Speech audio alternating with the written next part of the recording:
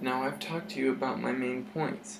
First, we talked about morality and how you need to have some good morality to want to act and help people.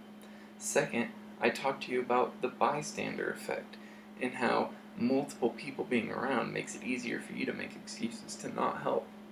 And then my third main point was all about using adrenaline and reacting and acting before thinking sometimes.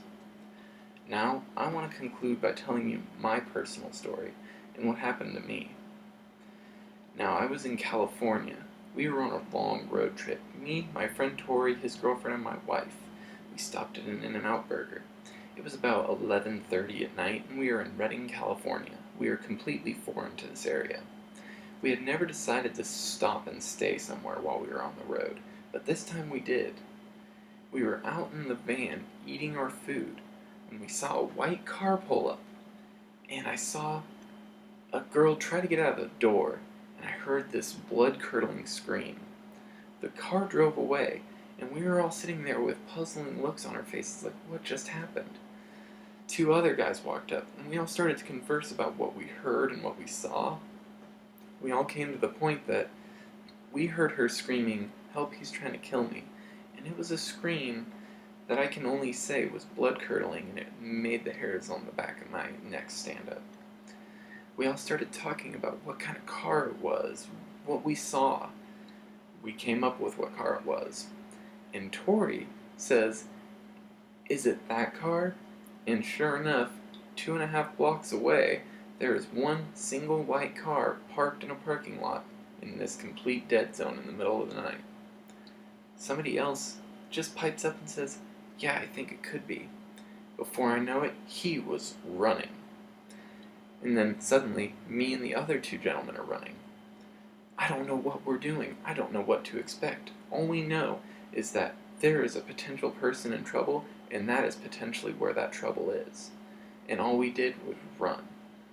Soon enough, the car's brake lights came on when Tori was about a block away.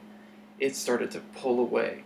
Instantly, I knew that this person was guilty of something foul. Because if it wasn't, he would explain. But he didn't. He chose to run. Tori ran over the grassy knoll into the road, and as the person turned the car into the road and drove away, Tori ran head on with that person.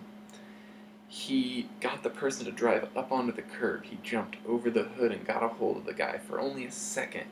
He saw his face. Then the guy floored it, and he lost his grip. As the guy was coming towards me, I was about a half a block away. I ran over to the sidewalk, and all I could do was focus all my energy into my eyes. I needed to get information to possibly save this girl later. I needed to get his plates. As he was speeding by, in the darkness of the night, I could only make out the first two of his plate. Now, I felt like I didn't do enough. All 7 people called the police that night. Right after this happened, we had a description of the man, a full description of the vehicle, the first 2 of his license plate, and we still feel like we didn't do enough. But really, there were over 100 people at that In-N-Out Burger, and they all decided to be a bystander and to not get involved. And I never looked into if it turned out good or if it turned out bad. I don't want to know.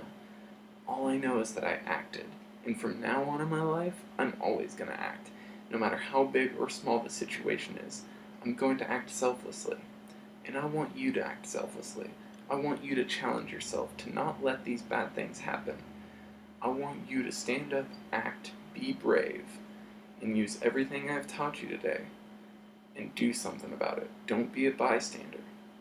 Thank you.